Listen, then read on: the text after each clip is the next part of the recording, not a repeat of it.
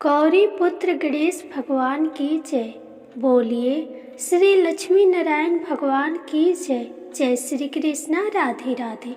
जैसा कि आप सभी जानते हैं, फाल्गुन माह का पवित्र महीना चल रहा है और आज फाल्गुन माह के कृष्ण पक्ष की विजया एकादशी है। तो सबसे पहले आप सभी श्रोतागणों को विजया एकादशी व्रत की हार्दिक शुभकामनाएं। आज के इस वीडियो में आप विजया एकादशी व्रत में सुनी जाने वाली सभी कथाओं का श्रवण करेंगे और अंत में एकादशी माता की आरती भी सुनाई जाएगी।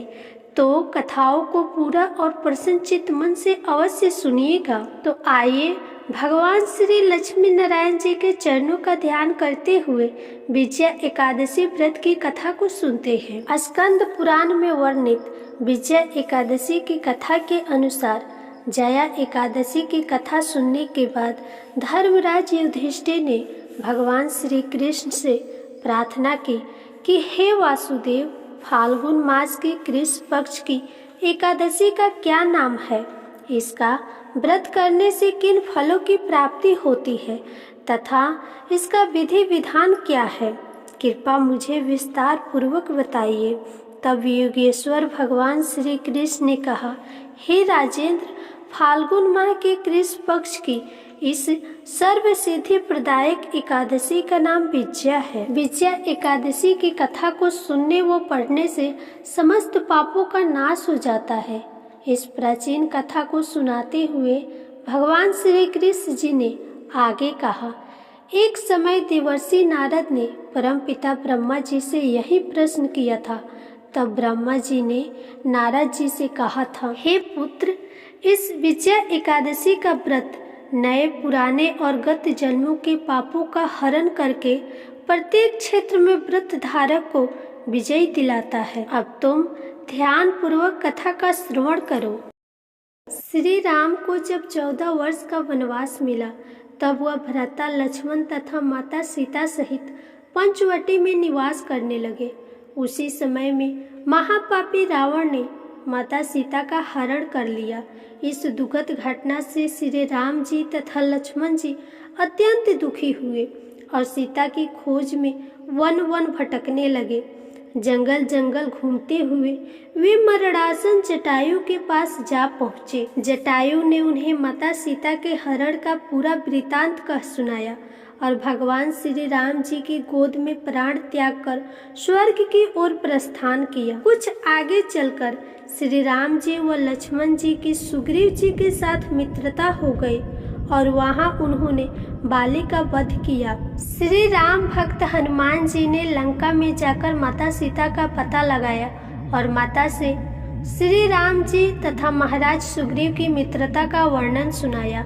वहां से लौटकर हनुमान जी श्री रामचंद्र जी के पास आए और अशोक वाटिका का सारा वृतांत कह सुनाया। सब हाल जानने के बाद श्री रामचंद्र जी ने सुग्रीव की सहमति से वानरों तथा भालुओं की सेना सहित लंका की तरफ प्रस्थान किया। समुद्र के किनारे पहुंचने पर श्री रामचंद्र जी ने विशाल समुद्र को घड़ियालों से भरा देखकर लक्ष्मण जी से कहा, हे लक्ष्मण, अनेक मगरमच्छों व जीवों से भरे इस विशाल समुद्र को हम कैसे पार करेंगे। प्रभु श्री रामचंद्र जी की बात सुनकर लक्ष्मण जी ने कहा, भ्राताश्री, आप पुराण पुरुषोत्तम आदि पुरुष हैं, आपसे कुछ भी विलुप्त नहीं है। यहाँ से आधा योजन दूर कुमारी द्वीप में वक्तालभ्य मुनि का आश्रम है। वे अनेक नाम के ब्राह्मणों के ज्ञाता हैं। वे ही आपकी विजयों के उपाय बता सकते हैं। अपने छोटे भाई लक्ष्मण जी के वचनों को सुन श्री राम जी वक्तालभ्य मुनि के आश्रम में गए और उन्हें प्रणाम कर एक ओर बैठ गए। अपने आश्रम में श्री राम जी को आया देख महर्षि वक्तालभ्य ने पूछा, हे श्री राम जी, आपने किस प्रयोजन से मेरी कुटिया को पवित्र किया है?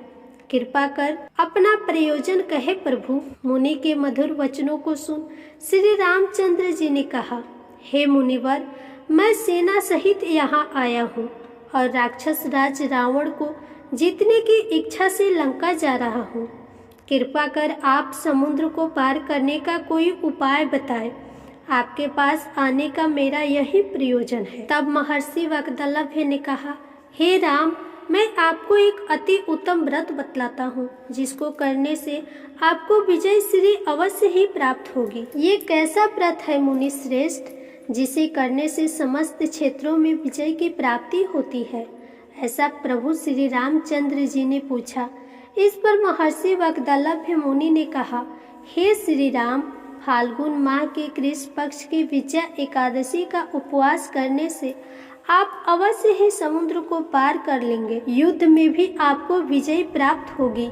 हे मर्यादा पुरुषोत्तम, इस उपवास के लिए दशमी के दिन स्वर्ण, चांदी, तांबे या मिट्टी का एक कलश बनाएं। उस कलश को जल से भरकर तथा उस पर पंच पल्लव रखकर उसे वेदिका पर स्थापित करें। उस कलश के नीचे सतनजा अर्थात मिले हुए 7 अनाज और ऊपर जौ रखें। उस पर विष्णु जी की स्वर्ण की प्रतिमा स्थापित करें।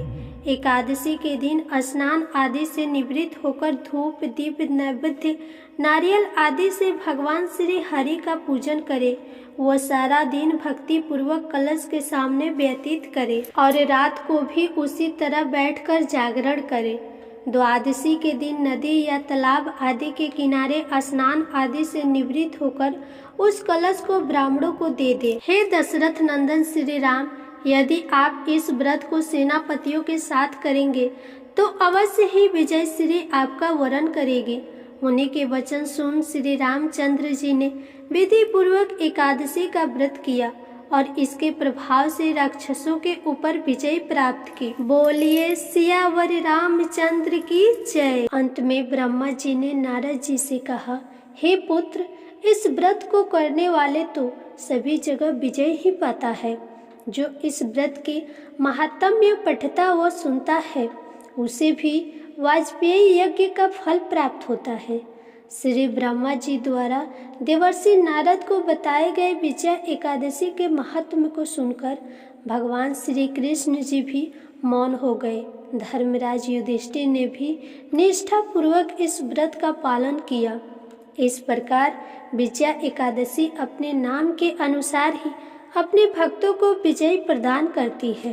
बोलिए श्री लक्ष्मी नारायण भगवान की जय। अब आइए बड़े ही प्रेम से एकादशी माता और तुलसी माता की कथा को सुनते हैं। इन कथाओं को सुनने से ही एकादशी का व्रत पूर्ण माना जाता है। एक राजा की 2 बेटियां थी। छोटी बेटी एकादशी माता की व्रत किया करती थी। हर कोई छोटी बेटी की ही प्रशंसा करता था और बड़ी बहन छोटी बहन से ईर्ष्या करती थी। एक बार पड़ोसी राजा का बेटा बड़ी बेटी को देखने आया, लेकिन उसे बड़ी बेटी की जगह छोटी बेटी पसंद आ गई। बड़ी बेटी अब छोटी बेटी से और भी अधिक ईर्ष्या करने लगी। इस ईर्ष्या के चलते वह तरह तरह से अपनी बहन को मारने की कोशिश किया करती थी। एक बार वे लड्डू में जहर मिलाकर अपनी बहन को खिलाने की कोशिश करती है और एक बार मटके में जहरीला सांप रखकर अपनी छोटी बहन के कमरे में रख देती है। एक बार तो वे अपनी छोटी बहन को पनघट पर पानी भरने के लिए ले जाती है और धोखे से कुएं में धक्का देती है, पर हर बार ग्यारस माता उसे बचा लेती है, क्योंकि वह ग्यारस माता की परम भक्त होती है। बड़ी बहन अब बहुत परेशान हो गई कि ये अब किसी भी तरह नहीं मरती। एक दिन वे अपनी छोटी बहन से बोली, मेरी प्यारी बहन, भगवान ने हम सबकी मृत्यु किसी न किसी तरह से लिखी हुई है, पर क्या तुम्हें पता है कि तुम्हारी मृत्यु कैसे होगी? छोटी बहन बहुत सीधी थी। वह बोली, मेरी पालतू तोते के गले में जो हार है, मेरी जान उसमें अटकी हुई है। यदि कोई मेरे तोते को मारकर उसके गले में जो हार है वे पहन ले तो मेरी मृत्यु हो जाएगी, और जब वे उस हार को कहीं उतार कर रख दे तो मैं जीवित हो जाऊंगी। उस रात छोटी बहन अपने पिता के पास गई और बोली, पिताजी, मुझे शक है, यदि मैं मर जाऊं तो मेरी लाश को जलाने की बजाय पुराने महल में एक खाट पर सुला देना। पिताजी बोले, प्यारी बेटी, तुम ऐसा क्यों बोल रही हो? 2 दिन बाद तो तुम्हारी शादी है। तब छोटी बेटी बोली, पिताजी, समय का क्या भरोसा, अब शादी का दिन भी आ गया। शादी वाले दिन बड़ी बहन छोटी बहन के तोते को ढूंढती है, लेकिन उसे तोता कहीं नहीं मिलता। तभी दरवाजे पर बारात आ जाती है। वरमाला की कार्य संपन्न हो जाती है, फेरों की रस्में शुरू हो जाती है और दूसरी ओर बड़ी बहन को भी छोटी बहन का तोता मिल जाता है। वह तोते को मारकर हार खुद पहन लेती है। वहीं छोटी बहन के 3.5 फेरे हो जाते हैं। बड़ी बहन के हार पहनते ही छोटी बहन मूर्छित होकर गिर जाती है। यह देख सारे बारातियों में हलचल मच जाती है कि राजकुमारी को क्या हुआ। सब डर जाते हैं। तब राजा हकीम को बुलवाते हैं। छोटी राजकुमारी को महल में ले जाकर लेटा दिया जाता है। वैद्य हकीम बोलते हैं, हमने तो यह पहली बार देखा है कि राजकुमारी ना तो मरी है और ना तो जीवित है। यह तो एक जिंदा लाश के समान है। हकीम की बात सुनकर राजा परेशान हो जाते हैं और हकीम से कहते हैं कि आप बाहर जाकर बोले कि राजकुमारी बेहोश है, थोड़ी देर में ठीक हो जाएगी। यदि आप ऐसा नहीं कहेंगे तो मैं आपको मृत्यु दंड दूंगा। हकीम राजा की कहे अनुसार बाहर जाकर ऐसा ही बोल देते हैं। तभी बड़ी बेटी वहां आ जाती है और अपने पिताजी से कहती है, पिताजी, मुझे छोटी बहन के मरने का बहुत दुख है और उससे भी ज्यादा दुख इस बात का है कि बारात के वापस चले जाने से आपकी घोर बदनामी होगी। आप मेरी शादी राजकुमार के साथ करवा दीजिए। बारात वापस नहीं जाएगी और आपकी बदनामी भी नहीं होगी। राजा को बड़ी बेटी की बात सही लगी। फिर बड़ी बेटी को छोटी बेटी के कपड़े पहनाकर फेरे में बैठा दिया जाता है, परंतु राजकुमार मना कर देते हैं कि यह मेरी पत्नी नहीं है। मेरी पत्नी जब बोलती है तो उसके मुंह से फूल झड़ते हैं। लेकिन सभी समझा बुझाकर राजकुमार के बचे हुए 3.5 फेरे बड़ी राजकुमारी के साथ करवा दिया जाता है और फिर बड़ी बेटी को राजकुमार के साथ विदा कर दिया जाता है। लेकिन राजकुमार बड़ी बेटी के हाथ से ना तो पानी पीते हैं और ना ही उनसे बात करते हैं और ना उसका बनाया हुआ खाना खाते हैं। राजकुमार मन ही मन सोचते हैं कि मैं पता लगाकर रहूंगा कि मेरी पत्नी के साथ क्या हुआ है। एक दिन राजकुमार बड़े दुखी मन से घोड़े पर बैठ के कहीं जा रहे होते हैं। तभी घोड़ा वहीं जाकर रुका जहां छोटी राजकुमारी की अधमरी लाश को रखा गया था। राजकुमार ने घोड़े को आगे चलाने की बहुत कोशिश की, लेकिन घोड़ा चलने को तैयार नहीं हुआ। राजकुमार ने सोचा कि घोड़ा यहाँ क्यों रुक गया, कोई तो वजह है कि घोड़ा यहाँ से जा नहीं रहा। तब राजकुमार घोड़े से उतरकर पास में बने एक बहुत पुराने महल में गए। वहाँ पर एक चौकीदार था। राजकुमार ने चौकीदार से पूछा, ये किसका महल है? तब चौकीदार ने बताया, यह राजा का पुराना महल है। तब राजकुमार समझ गए कि यह महल तो उनके ससुर जी का ही है। तभी राजकुमार ने अंदर खाट पर किसी को सोते हुए देखा और उसकी ओर इशारा करते हुए बोले, यहाँ कौन सो रहा है?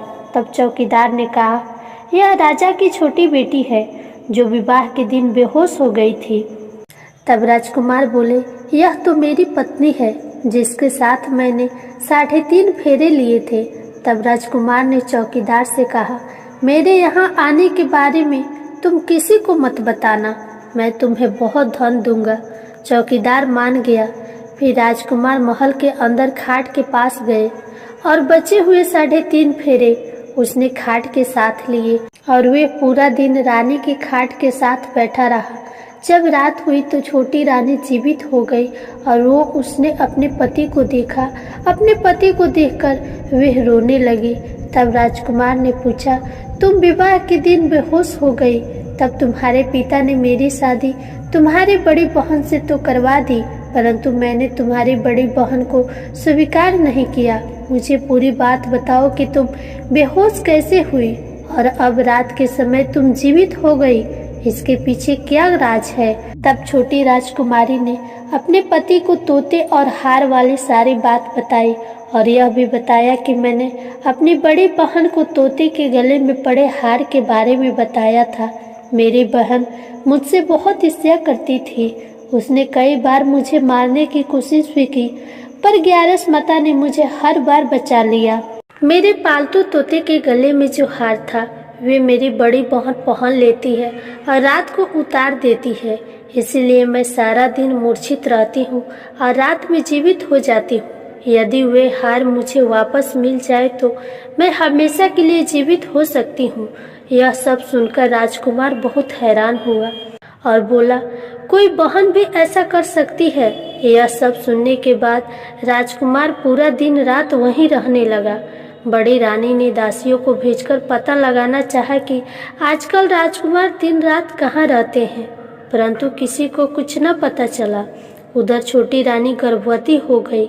एक दिन छोटी रानी ने राजकुमार से कहा, मुझे चाहे बेटा हो या बेटी हो, पर रात में ही हो, क्योंकि दिन में मैं तो मूर्छित रहती हूँ। एक दिन राजकुमार को किसी काम से बाहर जाना पड़ा। उसी दिन राजकुमारी को प्रसव पीड़ा होने लगी। उसने ग्यारस माता को याद किया।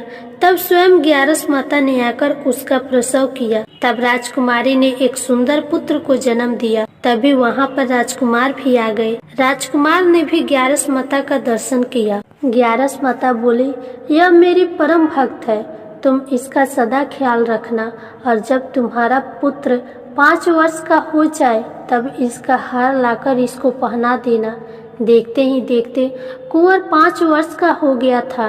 एक दिन राजकुमार को किसी काम से शहर जाना पड़ा। जाते हुए उसने कुंवर से कहा, हे पुत्र, तुम अपनी माँ की खाट के पास ही रहना, मैं जल्द ही काम निपटा कर आता हूँ। तब बड़ी रानी के दासियों ने राजकुमार को पुराने महल से निकलते हुए देख लिया और उन्होंने कुंवर को वहाँ से उठवा लिया। फिर कुंवर के 2 टुकड़े कर दिए, एक टुकड़ा चक्की के नीचे और दूसरा टुकड़ा पलंग के नीचे रखवा दिया। रात्रि के समय छोटी रानी कुंवर को वहां न देखकर ग्यारस माता को याद करती है और ग्यारस माता भिखारिन के रूप में बड़ी रानी के महल में जाती है। तब बड़ी रानी अपने दासियों को भिक्षा देने के लिए भेज देती है, परंतु ग्यारस माता कहती है, मैं तो तुम्हारी रानी के हाथों से भिक्षा लूंगी। दासियां यह बात बताने जब बड़ी रानी के पास जाती है तब ग्यारस माता बिल्ली के रूप में महल के अंदर आ जाती है और कुंवर के टुकड़ों को जोड़कर उनमें प्राण संचार कर देती है। फिर वे कुंवर को लेकर पुराने महल चली जाती है। छोटी रानी अपने पुत्र को देखकर बहुत खुश होती है। एक दिन राजकुमार कुंवर को लेकर अपने महल में जाते हैं और बड़ी रानी से कहते हैं, यह बच्चा मेरे बड़े दूर के रिश्तेदार के बहन का है। यदि तुम पूरे मन से इस बच्चे को प्यार करोगे तो शायद मेरा दिल तुम पर आ जाए। तब बड़ी रानी उस बच्चे को बड़े प्यार से महल में रखती है। एक दिन राजकुमार कुंवर से कहते हैं, तुम अपनी मामी के गले में लगे हुए हार को उनसे मांग लो, फिर हम वे हार लेकर तुम्हारे माँ के पास चलेंगे, परंतु यह बात अपनी मामी को मत बताना। फिर कुंवर बड़ी रानी के पास जाकर बोले, मामी मामी मुझे अपना हार दे दो। एक बार बड़ी रानी मना कर देती है, पर तब उसे याद आता है कि राजकुमार ने कहा था, यदि तुम इस बच्चे का ध्यान रखोगी तब शायद मेरा दिल तुम पर आ जाए। इतना सोचकर वे हार कुंवर को दे देती है और कुंवर उस हार को अपने पिता को दे देते हैं। तब राजकुमार बड़ी राजकुमारी से कहते हैं, आज हम तुम्हारे हाथ का बना हुआ खाना खाएंगे, हम थोड़ी देर में आते हैं, इतने में तुम खाना तैयार करो। यह सुनकर बड़ी रानी बहुत खुश होती है। उधर राजकुमार हार लेकर छोटी रानी के पास जाते हैं और उसको वे हार पहना देते हैं, जिसके परिणाम स्वरूप छोटी रानी जीवित हो जाती है। उसके बाद वे छोटी रानी और कुंवर के साथ राजमहल में आते हैं और बड़ी रानी को अपने ससुर जी के यहाँ छोड़ने जाते हैं और उन्हें सारी बात बताते हैं। यह सब जानकर उनके ससुर जी बहुत दुखित होते हैं और राजकुमार से क्षमा मांगते हैं। ग्यारस माता की कृपा से छोटी रानी के भाग्य जाग जाते हैं। हे ग्यारस माता, जैसे छोटी राजकुमारी पर कृपा की, वैसे ही हम सब पर अपना कृपा बनाए रखना। जय ग्यारस। अब आइए एकादशी व्रत में सुनी जाने वाली एक बड़ी ही दुर्लभ कथा को सुनते हैं। रामा नाम की एक स्त्री थी जो किसी गांव में रहती थी। 5-6 बरस उसकी शादी को हो गए थे, लेकिन अभी तक कोई संतान नहीं थी। एक बार श्री राधा अष्टमी का उत्सव आया।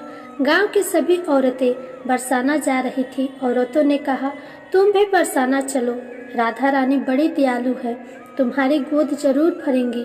वह कभी भी 7-8 दिनों के लिए अपने घर से बाहर नहीं रही थी। उसके पति और सास ने भी उसे जाने की आज्ञा दे दी। बस उसके मन ने ठान लिया था कि राधा रानी मेरी गोद जरूर भरेंगी।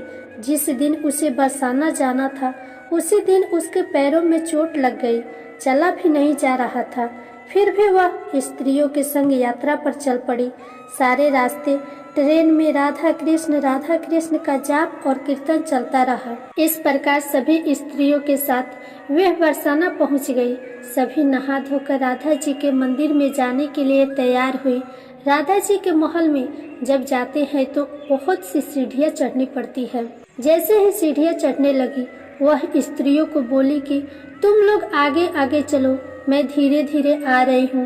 पैर में चोट लगने की वजह से चला भी नहीं जा रहा था। 2-4 सीढ़ियां चढ़ने के बाद उसका पैर मुड़ गया और वह नीचे गिरने लगी। तभी एक 7-8 साल की कन्या ने उसका हाथ पकड़ लिया। रमा बोली, बेटी आज अगर तुम ना होती तो मैं नीचे गिर गई होती। वह कन्या बोली, मैया ऐसे कैसे गिर जाने देती तुम्हें। रमा ने पूछा, बेटी तुम्हारा नाम क्या है। वह बोली, लाडो नाम है मेरा, यहीं पास में रहती हूँ। वह दोनों सीढ़ियों पर बैठ गई। लाडो कहने लगी, मैया मेरे लिए क्या लाई हो। ना कोई जान पहचान और लाडो ऐसी बातें कर रही है। रमा सोचने लगी। फिर रमा ने कहा, लाडो मैं कल तुम्हारे लिए लेकर आऊंगी, तुम्हें क्या पसंद है। लाडो बोलती है, मुझे नथ, गले का हार, घाघरा, चोली, कान के कुंडल, चूड़ियां, मेहंदी सब पसंद है, कुछ भी ले आना। इतना कहकर वह भाग गई। जैसे तैसे रामा भी मंदिर के दर्शन करके लौट आई। वापिस जाकर उस कन्या के बारे में सोचने लगी और बाजार जाकर उसने गले का हार और चूड़ियां उसके लिए खरीदी। अगले दिन वहीं जहां मिले थे वह लाडो उसका इंतजार करती मिली। चूड़ियां और गले का हार जैसे उसे दिया, वह बोली, बस इतनी सी और चीज नहीं लाई, और वह मुंह फुलाकर बैठ गई। तब रामा बोली, अभी मैं 8 दिन यहीं पर हूँ, रोज तुम्हारे लिए कुछ न कुछ लाया करूँगी। यह सुनकर लाडो उसकी गोद में बैठ गई और गले लग गई। रामा तो रोने लगे, उसे जैसे एक संतान मिल गई हो। खूब प्यार से उसके सिर पर हाथ फेरा, ऐसे ही वह फिर चली गई। रामा ने मंदिर से आकर घाघरा और चोली उसके लिए बनवाए, रोज कुछ न कुछ उसे देती। एक दिन रामा कहती है, अब यह सारी चीज मुझे पहनकर भी तो दिखाओ, कैसी लगती हो। लाडो बोली, कल राधा अष्टमी है, कल पहनूंगी। इस बार लाडो के साथ एक और लड़की भी थी। उसे देखकर रामा ने कहा, आज पता नहीं मेरे मन में क्या आया, मैंने एक धोती और एक मुकुट मोर वाला लिया है, क्या मैं इसे दे दूं? लाडो बोली, यह कनुआ है, मेरे साथ ही रहता है, हाँ तुम इसे दे दो। ऐसा कहकर वह दोनों सामान लेकर चले गए। अगले दिन राधा अष्टमी थी। जब रामा सीढ़ियों पर आई, वहाँ उसे आज कोई नहीं मिला। बहुत इंतजार के बाद जब वह मंदिर में पहुंची, वहाँ बहुत भीड़ था। वहाँ नृत्य और कीर्तन हो रहा था। किसी तरह भीड़ को चीरती हुई वह आगे बढ़ी और राधा जी और ठाकुर जी को देखा। वही सामान सब जो वह लाई थी उन्होंने धारण किया हुआ था। वह पत्थर सी हो गई, आंखों में आंसू बहने लगे। बात समझते देर न लगी कि वह लाडो राधा रानी और कन्वा श्री कृष्ण जी है। स्वयं जगत के पालनहार उसके पास आते हैं। राधा जी उसकी गोद में बैठती है और उसे मात्र सुख प्रदान करती है। वह तो वही बावरी हो गई। दिन रात लाडो लाडो कहती रहती, पुकारती रहती। वह स्त्रियों से बोली, तुम लोग घर जाओ, मैं नहीं जाऊंगी। उसकी सास और पति भी उसे लेने आए, पर वे साथ नहीं गई। अब तो वह प्रतिदिन सीढ़ियों पर बैठे बैठे आंसुओं से सीढ़ियां धोती, पलकों से बुहारती। ऐसा करते करते उसे 30 बरस हो गए। एक दिन एक बालिका उसका हाथ पकड़कर ऊपर अटालिका में ले गई। वहां जाकर बोलती है, आ गई तेरी लाडो। ऐसा कहकर बाहें फैलाकर रामा को बुलाने लगी और अपने गले लगा लिया। उस दिन रमा ऐसे गले लगी कि इस पार्थिव शरीर को छोड़कर सदा के लिए अपनी लाडो के पास चली गई। बोलिए श्री लक्ष्मी नारायण भगवान की जय। जय श्री कृष्णा।